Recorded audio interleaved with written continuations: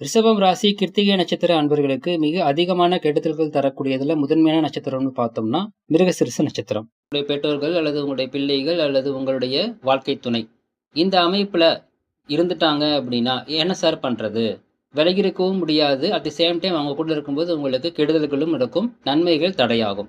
இந்த நட்சத்திர அன்பர்களால உங்களுக்கு கெடுதல்கள் தரக்கூடிய அமைப்பு அப்படிங்கிறது நட்சத்திரப்படி இருந்தாலும், ஜாதகப்படி இதே நட்சத்திர அன்பர்களால உங்களுக்கு நன்மையும் கிடைக்கக்கூடிய அமைப்பு இருந்துச்சுன்னா, 2ல எது வலுவா இருக்குதோ அதுதான் உங்களுக்கு கிடைக்கும். அப்படி தீமைகள் இல்லாமலும் நன்மைகள் இருக்குது அப்படிங்கிற பட்சத்துல நோ இஸ்யூஸ்.